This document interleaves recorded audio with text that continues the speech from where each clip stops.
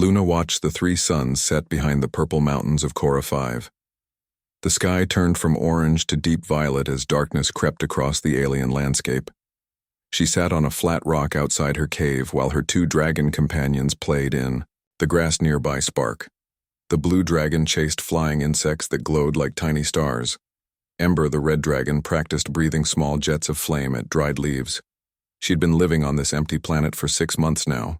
The solitude suited her perfectly. No one to tell her what to do. No one to force her into a marriage she did not want. No one to judge her for being different. Even among her own kind. Luna stood and stretched her long limbs. She was tall like all space elves with silver, hair that reached her waist and pointed ears that could hear sounds humans never could. Her pale skin seemed to glow in the fading light. She wore simple clothes made from plant fibers she had woven herself. "Come inside," Luna called to her dragons. "Time for dinner." Spark and Ember ran to her, their scales clicking against the rocky ground. They were each the size of a large dog, but much more intelligent than any earth animal. They understood every word Luna said and could communicate with her through chirps, growls, and body language. Inside the cave, Luna had made a comfortable home. She had woven grass mats for the floor and used bioluminescent moss to light the space. A natural hot spring bubbled in one corner, providing warmth and fresh water. She had gathered fruits and edible plants, which she stored in baskets she had made. Luna gave each dragon their favorite food. Spark loved the electric eels from the nearby river, which made his blue scales sparkle with energy. Ember preferred the spicy red fruits that grew on the mountain slopes, which made his internal fire burn hotter. While they ate, Luna prepared her own meal of roasted root vegetables and fresh berries. She missed some foods from her homeworld, but she had learned to appreciate what this planet offered. The silence was peaceful, broken only by the sound of her dragons crunching their food. After dinner, Luna decided to bathe in the hot spring. The water was always the perfect temperature, heated by volcanic activity, deep underground. She had checked many times to make sure the cave was safe from eruptions. The spring was her favorite luxury on this simple world. Luna removed her tunic and leggings, then stepped into the steaming water. She sighed as the heat relaxed her muscles. She had spent the day climbing the mountain to map the area, and her body was tired. The water came up to her chest, and she leaned back against the smooth rock, edge Spark and Ember curled up on their favorite rocks near the spring. They always stayed close when she bathed, acting as guards even though no one else lived on this planet. The dragons never slept at the same time. One always kept watch while the other rested. Luna closed her eyes and let her mind wander. She thought about her old life on Verdania, the elf colony world. Her parents had been so proud when the colony leader chose her to marry his son. Luna was considered beautiful even among elves, and her family would gain status from the match. But Luna had met the leader's son and found him cruel and arrogant. He looked at her like property, not a person. When she refused the marriage, her parents were furious. They said she was selfish and ungrateful.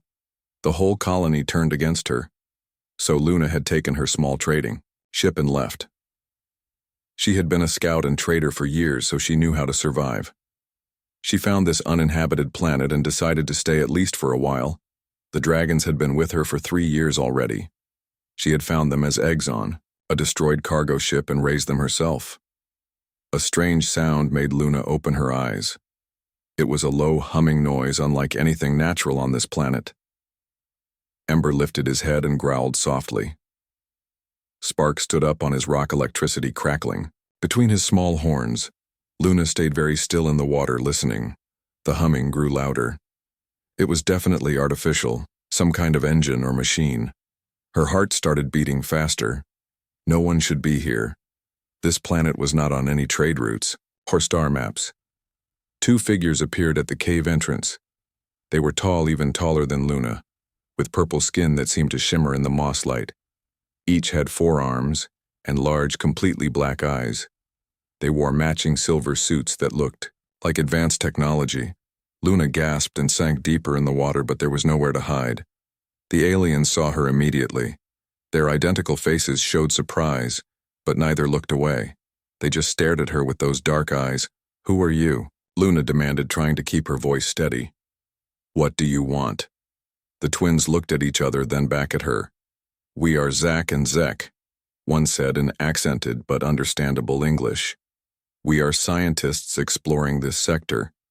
We detected life signs and came to investigate." "You need to leave now," Luna said firmly. "I am not dressed and my dragons will attack if you come closer." But the twins did not move. "We apologize for the intrusion," the other twin said. "We have never encountered your species before. You are quite beautiful." Luna felt her cheeks burn with embarrassment and anger. Most civilized beings would have turned away by now. These twins just kept staring like she was some kind of scientific specimen. Spark jumped down from his rock and stood. Between Luna and the intruders, electricity danced along his scales in warning. Ember joined him, small flames licking around his mouth. Both dragons were ready to defend their master. "Please just go outside," Luna said. "I need to get out and dress." "Then, we can talk." The twins seemed to consider this. They looked at each other again in that strange, synchronized way. Then they nodded together and stepped back out of the cave. Luna quickly climbed out of the spring and dried herself with a woven cloth. Her hands shook as she pulled on her clothes. She had dealt with many alien species as a trader, but these twins unnerved her. Something about those black eyes and the way they moved in perfect unison was deeply unsettling. When she was dressed, Luna called out, "You can come back now." The twins entered again, moving with identical steps. They were fascinating and frightening at the same time. Up close, Luna could see more details. They had no hair, and their purple skin had a subtle scaled texture. Each had 6 fingers on each hand. "I am Luna of Verdania," she said, trying to sound confident. "These are my companions, Spark and Ember. Do not try to touch them." "We understand," the twin on the left said. "I am Zack, and this is my brother Zek. We are xenobiologists." From the Andromeda system, Luna relaxed slightly. Scientists were usually less dangerous than soldiers or pirates. What, she asked. "What do you want from me?" Luna asked, keeping her distance from the alien twins. "We want nothing from you." Specifically, Zek replied, "We are mapping uncharted planets in this sector. This world was marked as uninhabited in our database." "Well, it is inhabited," Luna said. "I live here with my dragons. Please finish your scans and leave." The twins exchanged another of those wordless looks that made Luna nervous. "May we sit and talk for a moment?" Zack asked. "We have been in space for many months. It would be pleasant to have conversation." Luna hesitated, but the twins had made no aggressive moves. She nodded toward some flat rocks near the cave wall. "You may sit there, but stay away from my dragons." The twins moved in perfect synchronization as they sat. Therefore, arms folded in identical positions, Luna remained standing, ready to run if needed. Spark and Ember positioned themselves between her and the visitors. "You are far from Verdania," Zek observed. "That is 3 star systems away. Why do you live alone here?" "I prefer solitude," Luna answered simply. "Not everyone needs crowds to be happy." "But you are young," Zak said. "Among your people you would be of breeding age, yet you choose isolation. That is unusual." Luna bristled at the personal observation. "My choices are my own. I do not need to explain them to strangers." The twins tilted their heads at exactly the same angle. "We meant no offense," Zek said. "We are simply curious. Your species is known for being social, yet you live as a hermit with dragons." Zak added, looking at Spark and Ember. "Most remarkable creatures. How did you acquire them?" Luna relaxed slightly, talking about her dragons. "I found them as eggs on a derelict cargo ship 3 years ago. The crew was dead, and the ship was falling apart. I took the eggs and raised them myself." The twins leaned forward with interest. "Draconids are supposed to be extinct," Zek said. "These may be the last of their kind." "They are not the last," Luna said sharply. "I have heard reports of others in the outer systems, but they are rare, yes? May we scan them?" Zak pulled out a small device. "It is completely harmless, just reading biological data." Luna looked at her dragons. Spark chirped and moved closer to the twins, seemingly curious. Ember stayed back, more cautious. Spark seems willing, Luna said, but do not touch him. He can generate lethal electricity if threatened. Zack slowly waved the device near Spark. The blue dragon sniffed it, then sat down calmly. Fascinating, the alien said. His bioelectric organs are highly developed. He could power a small ship. He has saved my life many times, Luna said with pride. Both of them have. The twins finished scanning Spark, then looked hopefully at Ember. The red dragon shook his head and backed away. Ember is shy, Luna explained. He needs more time to trust new people. Understandable, Zek said. Trust must be earned. Tell us, how does a space elf become a dragon keeper? Luna found herself telling them about finding the eggs, how she had kept them warm and safe until they hatched, how the baby dragons had imprinted on her immediately seeing her as their mother, how she had raised them and taught them, and learned their language of sounds and gestures. The twins listened intently, asking occasional questions. They seemed genuinely interested, not just collecting data. Luna had not talked this much to anyone in months. Despite her caution, she found the conversation refreshing. Why do you travel together? Luna asked. Most species do not send twins on exploration missions. Zack and Zek looked at each other again. We are unique among our people, they said in unison. We share a psychic bond. One mind in two bodies. Luna stared at them. That is why you move the same way. You are thinking the same thoughts. Essentially, yes. Zack said, we cannot be separated without great pain. Our people wanted us to live apart to break the bond, but we refused, so they exiled you. Luna guessed. The twins nodded together. Not officially, but we were made unwelcome. Zek said, exploration gives us purpose and freedom. Luna felt unexpected sympathy. I understand being unwanted by your own kind. The twins studied her with those black eyes. You were also cast out, Zack said. Not quite a question. Luna said nothing, but her silence was answer enough. After a moment, Zek changed the subject. This cave is well chosen. Natural water, heat, and light sources. Defensible entrance. You are a good survivalist. I was a scout and trader. Luna said I learned to find safe places on many worlds. The twins stood up, moving as one. We should return to our ship, Zack said. But may we visit again tomorrow? We would like to learn more about your dragons. Luna considered this. She had been alone for so long. Part of her wanted to say no to keep her solitude, but another part had enjoyed the conversation. You may return, Luna said finally. But come during daylight and announce yourself first. We will do so, the twins said together. They walked to the cave entrance, then turned back. Thank you for your hospitality, Luna of Verdania. Luna watched them leave, then sat down heavily. Spark came over and rested his head on her lap while Ember curled up beside her. What do you think? Luna asked her dragons. Can we trust them? Spark chirped softly and nuzzled her hand. Ember made a rumbling sound that meant uncertainty. No, Luna said, I am not sure either. But they seemed harmless enough. That night, Luna lay awake thinking about the twins. Their story was similar to hers in a way. Outcasts making their own path through the galaxy. She wondered what it was like to share thoughts with another person. It sounded both wonderful and terrifying. The next morning, Luna woke early. She groomed her long silver hair and put on her better tunic, the one she saved for trading visits. She told herself she was not trying to impress anyone, just being presentable for guests. The twins arrived exactly when the sun reached its peak, just as they had promised. They called out from outside the cave and waited for permission to enter. Luna welcomed them in, trying not to notice how their synchronized movements still unnerved her. They had brought gifts. We thought you might enjoy these, Zek said, holding out a container. Luna opened it and gasped. Inside were several earth foods, chocolate, dried fruit, and even coffee beans. How did you get these? We stopped at a human trading post last month, Zach explained. We thought you might miss familiar foods even if Earth is not your original home.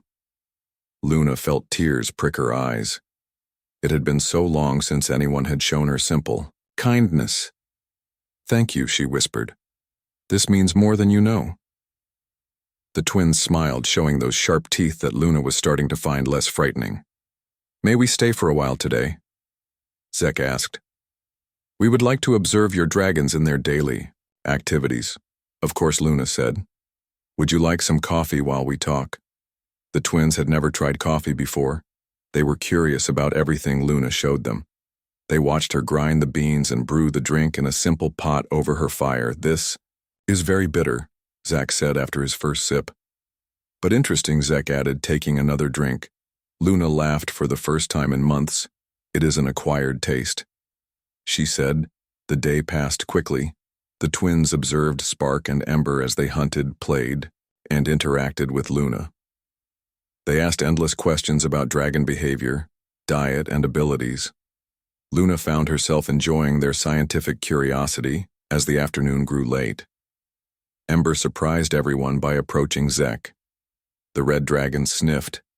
The alien's 4 hands then sat down beside him. "He accepts you," Luna said, amazed. Ember usually takes weeks to warm up to anyone.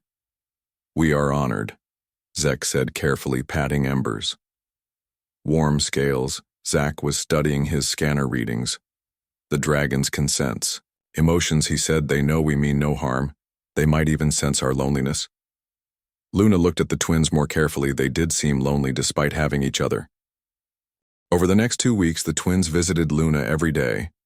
They brought more supplies from their ship, including fresh vegetables from their hydroponic garden and advanced medical supplies. Luna had not realized how much she missed having regular company. One morning, Zach and Zek arrived with serious expressions. "We have received a transmission from our people," they said in unison. "They want us to return home immediately." Luna felt her stomach drop, though she tried not to show it. "Will you go?" she asked. The twins sat down on their usual rocks. "We do not want to," Zach said. "But if we refuse, they will revoke our ship registration. We would become true outlaws." Luna understood that problem. Without proper registration, they could not dock at most space stations or trade for supplies. It would make exploration nearly impossible. "How long do you have to decide?" Luna asked. 3 days, Zek replied. "We must send an answer by then." Luna spent those 3 days thinking about what it would mean if the twins left. She had grown used to their visits. Their strange, synchronized movements no longer bothered her. She even found their psychic bond fascinating. Spark and Ember had also grown attached to the visitors. Spark would perform aerial tricks to show off for them. Ember would let them examine his fire gland, something he had never allowed anyone else to do. On the 3rd day, the twins arrived with their decision. "We are not going back," they announced. Luna felt relief wash over her. "What about your ship registration? We will manage," Zach said.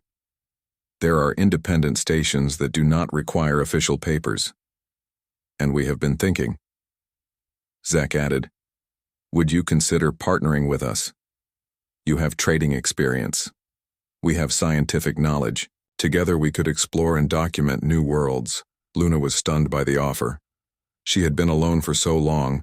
The idea of having regular companions seemed strange, but these twins understood being outsiders. They would not try to change her or control her. "I need time to think," Luna said. "Take all the time you need," the twins said. "We will continue visiting if you permit it." That night, Luna sat outside watching the stars with her dragons. "What do you think?" she asked them. "Should we trust them enough to travel together?" Spark chirped excitedly and did a little dance. He had always been the more adventurous one. Ember made thoughtful rumbling sounds, then nodded his big head. They liked the twins. Luna mused. And the twins have been nothing but respectful and kind. The next morning, Luna had made her decision. When the twins arrived, she was packing her few belongings. "Does this mean what we hope it means?" Zek asked. "Yes," Luna said. "I will join you, but I have conditions. My dragons go everywhere. With me, I choose my own quarters on your ship, and if it does not work out, I am free to leave at any time." The twins grinned widely, showing all their sharp teeth. "All conditions accepted," Zach said. "Our ship has plenty of room, and we already prepared a space for your dragons. You assumed I would say yes, Luna asked, raising an eyebrow. We hoped, Zek admitted. Your dragons told us. Luna looked at Spark, who was trying to look innocent. How did they tell you? They brought us gifts yesterday. Zach explained. Spark gave us electric fish and Ember brought fire fruits. Dragons only share food with pack members. Luna laughed. Her dragons had decided before she had. You clever creatures, she said, scratching their heads. The twins helped Luna pack her belongings. She did not have much, just clothes, tools, some preserved food and items she had made herself. The dragons each had a collection of pretty rocks and shells they insisted on bringing as they prepared to leave. Luna took one last look at the cave. It had been a good home, but she was ready for something new. The twins' shuttle was sleek and advanced. It adjusted automatically to accommodate Luna and her dragons. The seats reshaped themselves, and the temperature changed to a comfortable level R. Main ship is in orbit, Zek explained. It is much larger. You will have your own section with multiple rooms. Luna watched through the window as they rose through the atmosphere. The planet fell away below, growing smaller and smaller. Part of her was sad to leave, but a bigger part was excited for what came next. The main ship was indeed impressive. It was easily 10 times the size of the small trading vessel Luna had abandoned months ago. The twins gave her a tour, showing her the laboratory, the hydroponic gardens, the recreation areas, and finally her quarters. Your section is here, Zach said, opening a door. The rooms were spacious and comfortable, with large windows showing the stars. There was even a bathing pool similar to her hot springs. Is too much, Luna protested. Nonsense, Zek said. We have all this space for just the two of us. You and your dragons make the ship feel less empty. Luna moved in with her dragons, helping them explore their new home. Spark immediately claimed a high perch, where he could see everything. Ember found a warm spot near the engine vents where he could nap. That evening, they all ate dinner together in the main dining area. The twins had prepared a feast to celebrate Luna. Tried foods from dozens of worlds, while the dragons enjoyed exotic meats the twins had collected. Tell us about your favorite exploration, Luna said. What was the most amazing thing you have found? The twins' eyes lit up. Last year we discovered a planet where the plants were sentient, Zach said. They could move and communicate through chemical signals. We spent weeks learning their language. Zek added, they told us stories that were millions of years old. Luna listened with wonder. She had seen many worlds as a trader, but always briefly, just long enough to do business. These twins took time to truly explore and understand.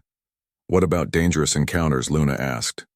Surely not everything has been peaceful. The twins' expression grew serious. We were captured by pirates, once, they said. Together they wanted to sell us to collectors who buy rare species. How did you escape? Luna asked. We used our psychic bond, Zach explained. We pretended to be sick, and when they separated us to examine us, we synchronized an attack from 2 locations. They did not expect us to fight as one mind in 2 places. Zek added. Luna was impressed. That was clever. The twins shrugged in unison. We survive because we are together. Alone, we would be vulnerable, like me. Luna thought she had survived alone, but it had been hard. Having companions made everything easier. Over the following weeks, they developed a routine. The twins would conduct their scientific research while Luna used her trading knowledge to identify valuable resources on the planets they visited. The dragons proved invaluable for scouting, able to fly over terrain and sense dangers. One day, they discovered a planet covered in crystal formations. The crystals hummed with energy and gave off beautiful colored light. These could power entire cities, Zach said excitedly. But Luna noticed something else. Look at the pattern, she said. They are too regular to be natural. The twins scanned more carefully. You are right, Zek gasped. These are artifacts. Someone built these. They spent days studying the crystals and found evidence of an ancient civilization that had disappeared thousands of years ago. The crystals were their legacy, a kind of library storing vast amounts of information. We could spend years studying this, the twins said with excitement. Luna smiled, seeing their joy. This was what exploration was really about. not just finding resources but discovering wonders. That night as they orbited the crystal planet, Luna realized she was happy. For the first time since leaving Verdania, she felt like she belonged somewhere. Not to a place, but to this small, strange group. We make a good team, she told the twins. Yes, we do, they replied, smiling their sharp-toothed grins that no longer frightened her at all. Spark chirped his agreement, while Ember breathed a small celebratory flame. They were an unlikely crew, an elf, 2 psychic twins, and 2 dragons, but somehow it worked. The galaxy was vast and full of mysteries. Luna could not wait to explore them all with her new family. A month later they received a disturbing transmission. Pirates had been raiding isolated colonies, taking slaves and stealing resources. The Coalition of Free Worlds was asking for help from any available ships. We should help. We should help the colonies, Luna said after reading the transmission about the pirate attacks. The twins looked uncertain. We are explorers, not fighters, Zack pointed out. Our ship has defensive systems, but no real weapons. Zack added. Luna stood up and paced the bridge. But we have something better, she said. We have intelligence and unique abilities. Spark can disable their electronics. Ember can create distractions. You two can coordinate attacks with your shared mind. And I know how pirates think. How? Do you know about pirates? The twins asked. Luna hesitated, then decided to tell them. Before I became a traitor, I survived a pirate attack on my family ship. I was young, but I learned their tactics. They rely on fear and overwhelming force, but they are usually not very organized. The twins communicated silently for a moment, then nodded. If we can help save lives, we should try, they said together. They spent the next day planning and preparing. Luna taught the twins basic combat moves while they modified their scanners to detect pirate ships from farther away. The dragons seemed to understand something important was happening and stayed close to their humans. The distress call came from a mining colony on the edge of settled space. Luna and the twins arrived to find 3 pirate ships surrounding the small colony. The pirates were demanding all valuable minerals and threatening to take colonists as slaves. We cannot fight 3 ships directly, Luna said. But we can be clever, she explained. Her plan. The twins would pretend their ship was damaged and request help from the pirates. Meanwhile, Luna and the dragons would sneak aboard the main pirate vessel in a small emergency pod. This is dangerous. Zack said you could be captured or killed. Luna smiled grimly. Sometimes we must take risks to do what is right. The plan began well. The twins transmitted a distress signal, claiming their ship had valuable scientific data, but needed repairs. The lead pirate ship moved to investigate, eager for easy prey. Luna launched in the emergency pod with her dragons. The tiny vessel was barely big enough for them all. Spark and Ember stayed perfectly still, understanding the need for stealth. They docked with the pirate ship through a maintenance port that was usually ignored. Inside, the pirate ship was dirty and poorly maintained. Luna could hear rough voices and smell unwashed bodies. These were not professional soldiers, just thugs who took what they wanted. Spark. Go, Luna whispered. The blue dragon slipped through the ventilation system, his small size perfect for the task. His mission was to find the main computer core. Ember stayed with Luna as she crept through the corridors. She wore a hooded cloak she had taken from the twin ship to hide her distinctive elf features. They needed to find the bridge. Suddenly a pirate rounded the corner, a scarred human with cybernetic implants. He saw Luna and opened his mouth to shout, but Ember was faster. The dragon breathed a jet of flame that did not burn the pirate but superheated the metal floor under his feet. The man jumped back, yelping, and Luna knocked him unconscious with a nerve strike she had learned years ago. They dragged the pirate into a storage room and continued on. Luna could hear the captain giving orders over the intercom. He was telling his crew to board the twin ship and take everything valuable. Then the lights flickered. Spark had found the computer core. The blue dragon sent pulses of electricity through the system, causing chaos but not enough to trigger emergency protocols. Luna reached the bridge door. She could see through the window that 5 pirates were inside, including the captain. They were focused on their screens trying to figure out what was wrong. With their system, she had to act fast. Luna burst through the door with Ember beside her. The pirates turned in shock, seeing an elf and a dragon on their ship. "Nobody move," Luna commanded in her most authoritative voice. "I am Luna of the Star Guard. You are under arrest for piracy." The pirates laughed. The captain, a large reptilian alien, stood up. "Little elf, you made a mistake coming here alone." "I am not alone," Luna said calmly. At that moment, the lights went completely out. Spark had cut main power. Emergency lighting kicked in. Casting everything in red, Luna moved in the confusion, using her superior night vision to her advantage. She disabled 2 pirates with precise strikes, while Ember knocked down another with his tail. The captain pulled a weapon, but the twin ship suddenly appeared on the main screen. Zack and Zek had moved into attack position, while the pirates were distracted.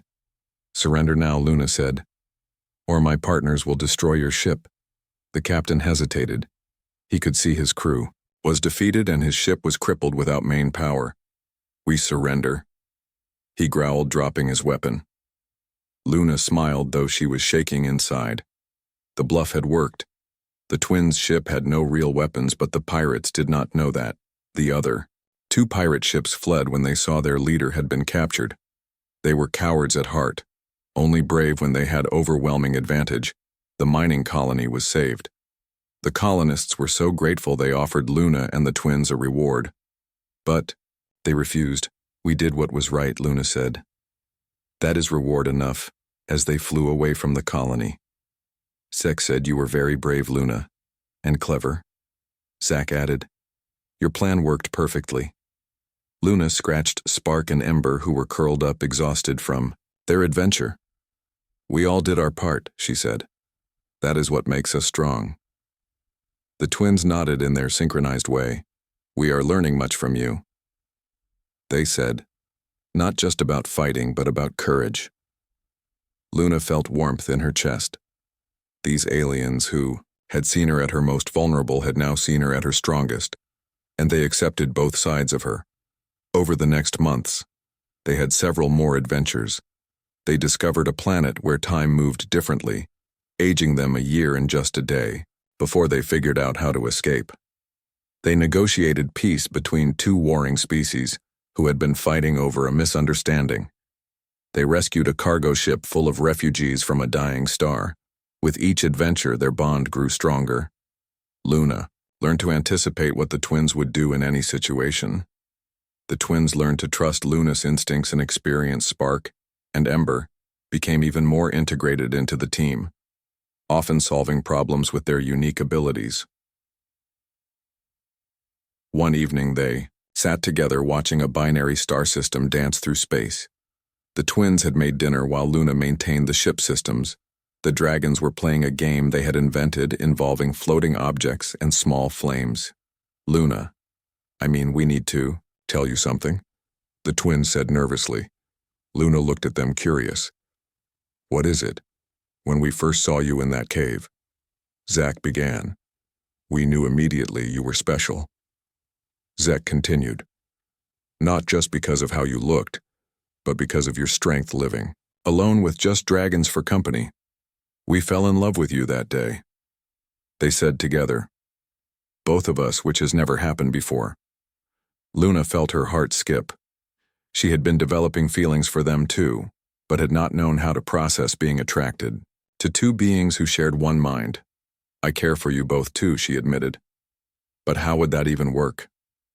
The twins moved closer. "We share everything," they said.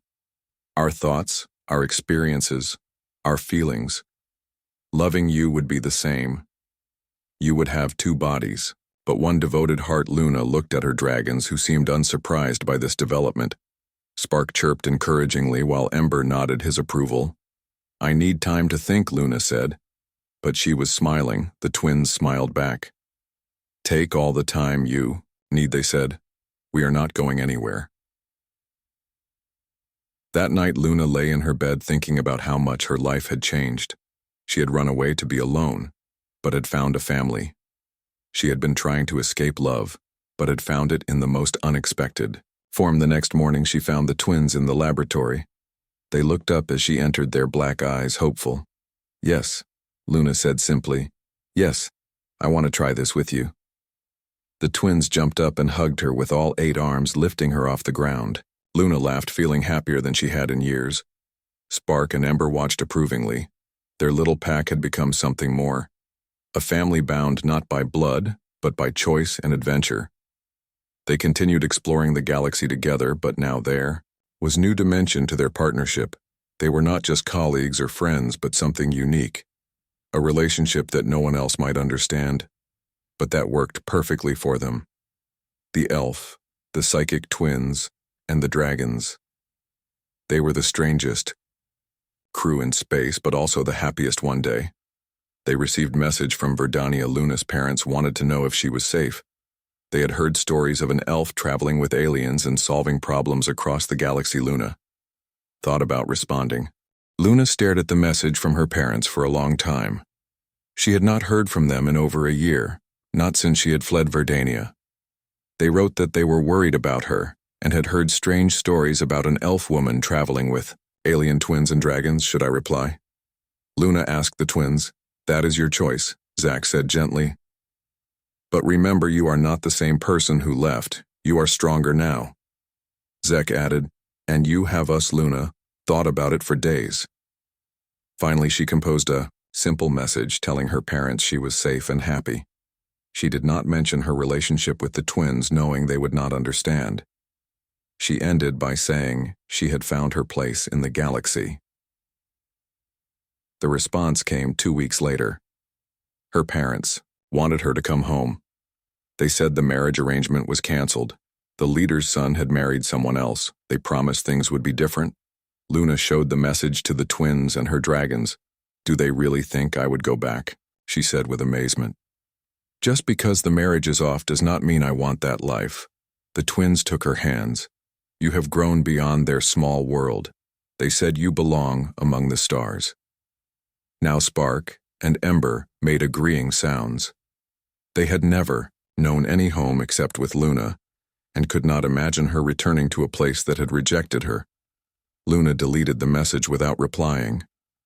Her parents would have to accept that she had chosen her own path. A month later, they made an incredible discovery. An ancient space station floating in an empty region of space. It was massive, the size of a small moon, and completely abandoned. This technology is beyond anything we have seen, Zack said as they explored the empty corridors. It must be millions of years old, Zack added, yet the systems still have power. Luna found what looked like a control room. Strange symbols covered the walls, and holographic displays flickered with alien writing. As she touched one panel, the symbols suddenly rearranged themselves into words she could read. It is translating, Luna gasped. The station is learning our languages. The twins gathered around as more text appeared. The station was a library and meeting place for an alliance of ancient species who had explored the galaxy long before current civilizations arose. They had left it as a gift for future explorers. We could spend lifetimes studying this, the twins said with excitement. Luna nodded, but then froze as new text appeared. The station had scanned them and was displaying information about their species, including things that should be impossible for it to know. It says space elves are not native to this galaxy, Luna read with shock. We were brought here by the Ancient Ones as an experiment. The twins read their own information. Andromedans were created, not evolved, they said, disturbed. Our psychic bonds were engineered. Even the dragons had information displayed. Draconids were designed as companion species meant to bond with other intelligent life. They stood in silence, absorbing these revelations. Everything they thought they knew about their origins was wrong. Does it matter? Luna finally asked. We are who we are, regardless of how we came to be. The twins considered this, then smiled. You are right, they said. Our past does not define our future. They spent weeks at the station learning incredible things about the galaxy and its history. They discovered technologies that could help countless worlds, but they also found warnings. The Ancient Ones had left because of a great danger that would return. We should share this knowledge, Luna said. But carefully. Some of it could be dangerous in the wrong hands. They agreed to be selective about what they revealed. They sent information. about medical technologies and agricultural improvements to struggling colonies. They kept the weapons technology and the truth about various species origins secret for now. 6 months later, they were visiting a trade station for supplies when Luna saw a familiar face. Her old friend Maya from her trading days was there. "Luna," the human woman cried, "is it really you? I heard you had disappeared." Luna hugged her friend, surprised at how good it felt to see someone from her past. "I did not disappear," she said. "I found something better." Maya looked at the twins and the dragons with wide eyes. "The stories are true, then. You really do travel with aliens and dragons? They are my family," Luna said simply. Maya smiled. "I am glad you found happiness. You always seemed so sad before." They talked for hours. Maya told Luna about changes in the trade routes and politics of the inner systems. Luna told Maya about some of their adventures, though she left out the more unbelievable parts as they prepared to leave. Maya pulled Luna aside. "Those twins," she said, "they look at you like you hung the stars." Luna blushed. "They are good partners." Maya laughed.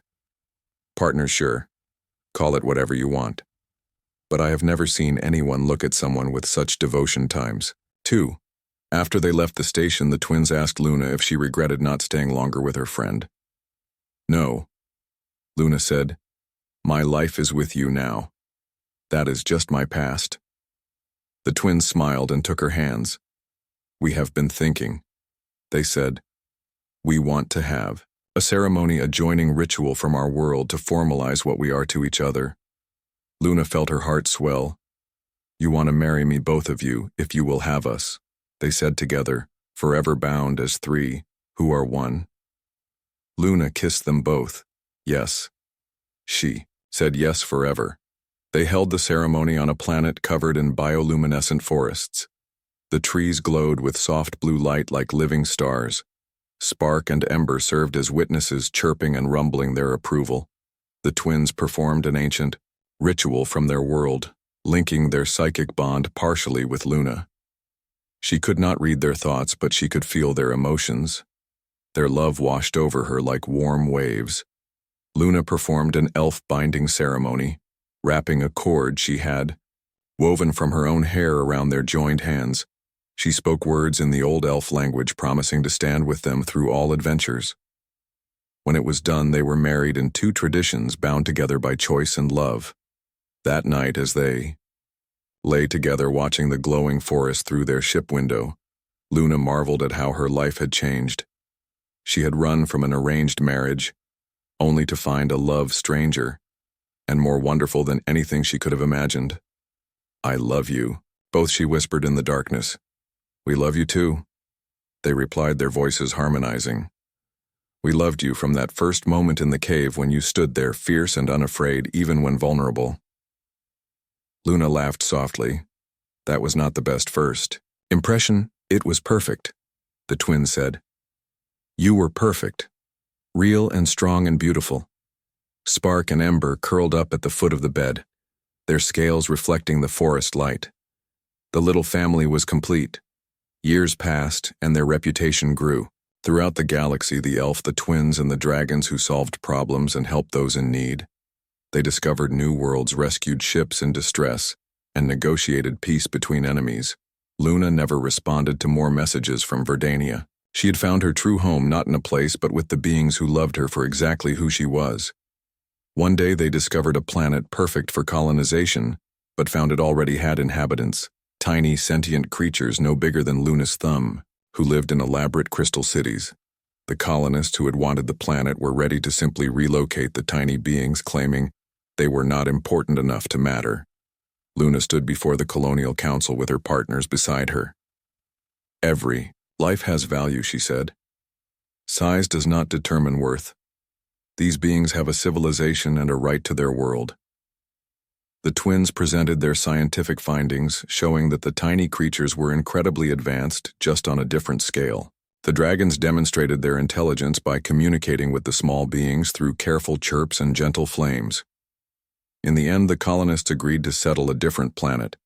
The tiny creatures were so grateful they created a miniature statue of Luna and her family from living crystal that grew and changed colors.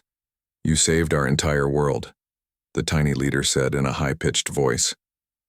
You are heroes, we just did what was right, Luna replied as they flew away from the planet. The twins took Luna's hands. We are proud to stand with you, they said. You make us better. Luna squeezed their hands back. We make each other better, she said. That is what family does. Spark chirped his agreement while Ember breathed a happy puff of smoke. They had many more adventures ahead of them, but Luna knew that whatever came, they would face it together. The elf who had run from love had found it in the most unexpected way, with alien twins who saw her truly from that first awkward moment and never looked away, and with two faithful dragons who chose her as their mother. The galaxy was vast and full of wonders, and Luna would explore them all with her strange, beautiful family by her side. Their story had begun with an embarrassing accident, but had become something legendary, a tale of outcasts who found each other and changed the galaxy one adventure at a time, and they lived happily exploring ever after.